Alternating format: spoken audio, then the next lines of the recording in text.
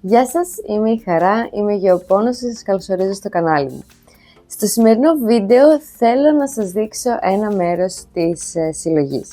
Το κανάλι ξεκίνησε τον Απρίλιο και τώρα που έχουμε Δεκέμβρη έχει αλλάξει αρκετά η συλλογή και είχα αποφασίσει γενικά ότι θα σας κάνω ένα βίντεο με όλη την συλλογή. Όμως, επειδή αυτό το βίντεο θα βγει αρκετά μεγάλο, αποφάσισα να σας κάνω ένα ξεχωριστό βίντεο, το σημερινό δηλαδή, στο οποίο θα σας δείχνω το αγαπημένο μου γένος. Και αυτό είναι το γένος Epipremnum. Για αρχή, το γένος Epipremnum ανήκει στην οικογένεια Araceae, στην υποοικογένεια Monsteroideae και στην ομοιογένεια Monsteria. Καταλαβαίνουμε λοιπόν ότι έχουμε πολύ έντονη συγγένεια με τις μονστέρες και αυτός είναι και ο λόγος που μερικές φορές κάποια Epipremnum όταν μεγαλώσουν αρκετά και έχουν μεγάλο μέγεθος στα φύλλα τους, αρχίζουν και έχουν και αυτές τις σχισμές όπως έχουν και οι μονστέρες. Δεν πρέπει ποτέ να μπερδεύουμε το γένος Epipremnum με το γένος Scindapsus, Rhaphidophora, Amymbrium και Pothos. Και ξέρω ότι είναι λίγο παράξενο, γιατί και εγώ πολλές φορές αναφέρομαι σε αυτά τα φυτά ως Pothos, αλλά είναι λάθος, διότι μιλάμε για τελείως διαφορετικό γένος. Επίσης, θέλω να ξέρετε ότι το γένος Epipremnum έχει αρκετά είδη, με τα πιο γνωστά να είναι το Aureum και το Pinnatum, και να πω την αλήθεια δεν έχω ακούσει κάποιον, ούτε στο εξωτερικό ούτε στην Ελλάδα, να έχει κάποιο διαφορετικό είδος, πέρα δηλαδή από το Aureum ή το Pinnatum. Κάποιες άλλες λίγες πληροφορίες σχετικά με τα Epipremnum. Έχουμε ξαναπεί πάρα πολλές φορές ότι τα Epipremnum έχουν κρυστάλλους οξαλικού ασβεστίου, το οποίο μπορεί να είναι ερεθιστικό για το δέρμα. Εγώ γενικά δεν είχα ποτέ μου πρόβλημα, σας το έχω άλλωστε ξαναπεί, γιατί γενικά τα αγγίζω τα φυτά και είμαι εντάξει, αλλά φαντάζομαι ότι θα είναι ίσως θέμα για παιδιά και για κατοικίδια. Οπότε λίγο προσοχή σχετικά με αυτό. Το άλλο που θέλω να θυμάστε και να ξέρετε είναι το ότι ποτέ, μα ποτέ δεν φυτεύουμε Epipremnum απευθείας στη γη, έξω. Τα βάζουμε πάντοτε σε γλάστρα. Αυτό συμβαίνει γιατί τα Epipremnum είναι πάρα πολύ δυνατά φυτά, είναι φυτά ταχείας ανάπτυξης, εξαπλώνονται πάρα πολύ γρήγορα και δημιουργούν προβλήματα στο μικρό οικοσύστημα τριγύρω. Έχουν ήδη δηλωθεί ως πολύ μεγάλο πρόβλημα και στην Αμερική και στην Νότια Αφρική και στην Νοτιοανατολική Ασία, διότι έχουν καταστρέψει οικοσυστήματα με την εξάπλωσή τους. Αφού λοιπόν τελειώσαμε με αυτά, να ξεκινήσουμε τώρα με τη συλλογή. Εδώ λοιπόν έχουμε το Epipremnum aureum. Και ήταν το πρώτο που πήραμε, ο Θεό το ονομάζει ο πρωτότοκος. Από αυτό πέρυσι είχαμε πάρα πολλά κοψίματα και δώσαμε δώρο σε φίλους και σε συγγενείς. Είναι πάρα πολύ όμορφο, έχει ήδη αυτές εδώ πέρα τις αλλαγές στο χρώμα επάνω και γι' αυτό ονομάζεται και aureum. Aureum σημαίνει χρυσός και είναι ένα πάρα πολύ όμορφο φυτό και ήταν βασικά η αρχή του κακού. Κάπως έτσι πήγε, ξεκινήσαμε με αυτό και μετά μας πήρε η μπάλα. Εδώ έχουμε το Epipremnum aureum jade, που είναι πιο πράσινο, πολύ πιο πράσινο βασικά φυτό, έχει ελάχιστο χρυσό και πλέον από ό,τι βλέπω έχει σταματήσει να βγάζει κιόλας. Εγώ όταν πήρα αυτό το φυτό είχε πάνω mealybugs, το οποίο ήταν ιδιαίτερα ενοχλητικό, αλλά κατάφερα και τα ξεπάστεψα, ευτυχώς. Και το φυτό έχει αναπτυχθεί ιδιαίτερα. Μου αρέσει πάρα πολύ, το έχουμε βάλει πάνω στη βιβλιοθήκη γιατί θέλω έτσι να φαίνεται πως πέφτει αυτή η όψη του καταράκτη που σας έχω πει. Και ακόμα είναι στο μικρό του, στο πολύ πολύ μικρό του το γλαστράκι από όταν το πήρα. Το οποίο σημαίνει ότι φέτος την Άνοιξη πρέπει οπωσδήποτε να μεταφερθεί σε ένα κασπό για να μπορέσει να αναπτυχθεί πολύ πολύ περισσότερο. Μετά έχουμε εννοείται το Epipremnum aureum neon, το οποίο είναι πανέμορφο. Θεωρώ πραγματικά ότι αυτό το κασπό δείχνει πάρα πολύ. Έχει ήδη μεγαλώσει αρκετά αυτούς τους μήνες, είναι υπέροχο και θέλω πάρα πολύ να δω αυτό το φυτό να έχει αυτή την όψη καταράκτη. Θέλω πάρα πολύ να μεγαλώσει. Μου αρέσει πάρα πολύ αυτό το χρώμα και είναι πάρα πολύ ενδιαφέρον όταν μερικές φορές σε κάποια φύλλα, θα σας βάλω φωτογραφία, βγάζει είτε λίγο χρυσό από το aureum, είτε λίγο πιο σκούρο πράσινο, επειδή μπορεί να μην το είδε πολύ φως εκείνη την περίοδο, και είναι πάρα πολύ ενδιαφέρον να το παρατηρείς το συγκεκριμένο φυτό. Συνεχίζουμε με το Enjoy, όπου δεν θα σας πω ψέματα, μου αρέσει, αλλά είναι τόσο αργό φυτό, μεγαλώνει τόσο υπερβολικά αργά, που λίγο με εκνευρίζει, θα έλεγα.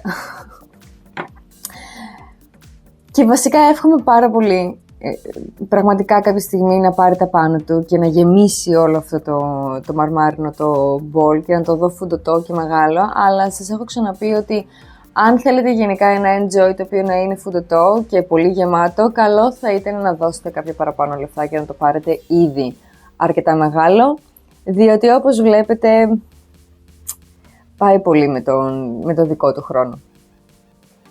Συνεχίζουμε με το Enjoy Gold, το οποίο να πω την αλήθεια, ένα κίτρινο φύλλο. Το οποίο να πω την αλήθεια έχω παρατηρήσει ότι θέλει πολύ παραπάνω υγρασία σε σχέση με τα υπόλοιπα επιπρέμνου, και αυτός είναι και ο λόγος που βλέπετε έτσι ξερές άκρες στα φύλλα, κάπως έτσι λίγο πιο σκληρά φύλλα κτλ.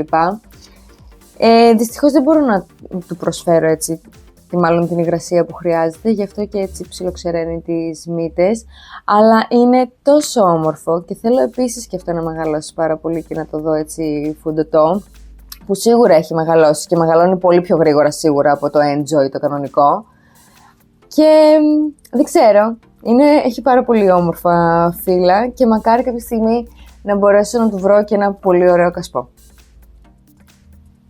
Λοιπόν,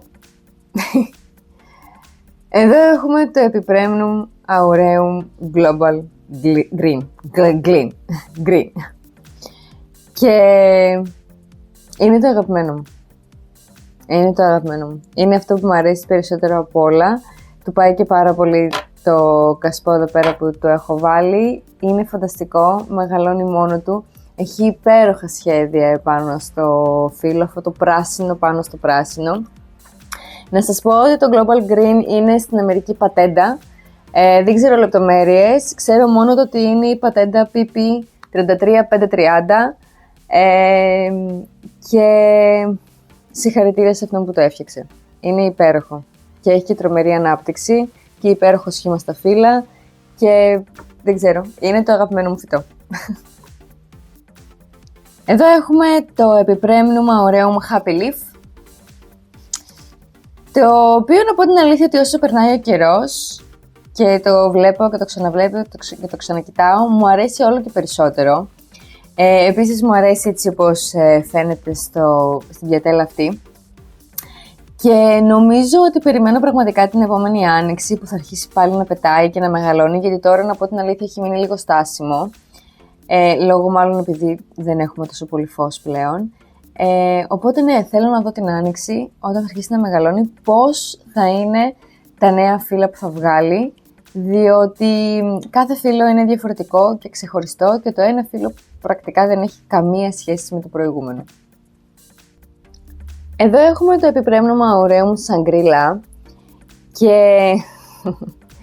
είναι ίσως το πιο παράξενο φυτό που έχω στη συλλογή, με αυτήν την αρρωστιάρικη όψη θα έλεγα, που εγώ τη θεωρώ φανταστική. Το Shangri-La μας έρχεται από την μακρινή Ιαπωνία και παράγεται σε ένα συγκεκριμένο φυτόριο το οποίο ονομάζεται Teruno World. Σας προτείνω να πάτε οπωσδήποτε να το ψάξετε στο ίντερνετ και να δείτε πόσο υπέροχα φυτά έχει αυτός ο κύριος.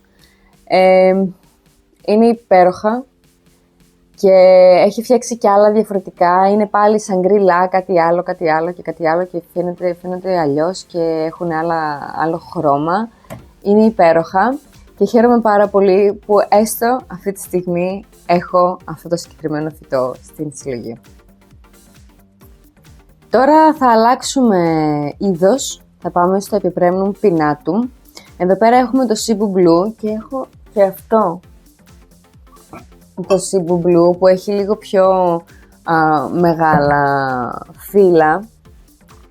Όπως βλέπετε έχει διαφορετικό χρώμα, το οποίο είναι ένα υπέροχο πράσινο γκρι, ίσως μερικές φορές στο φως να φαίνεται και λίγο μπλε.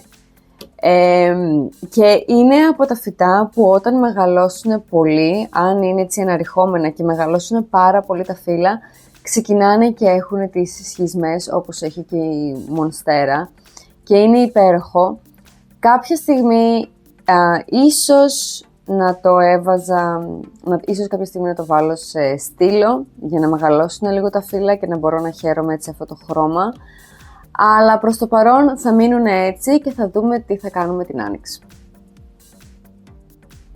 Και εδώ έχουμε το επιπρέμνum πινάτουμ Skeleton Key. Ξέρω να ρωτιέστε γιατί λέγεται έτσι, θα σας βάλω φωτογραφία να δείτε.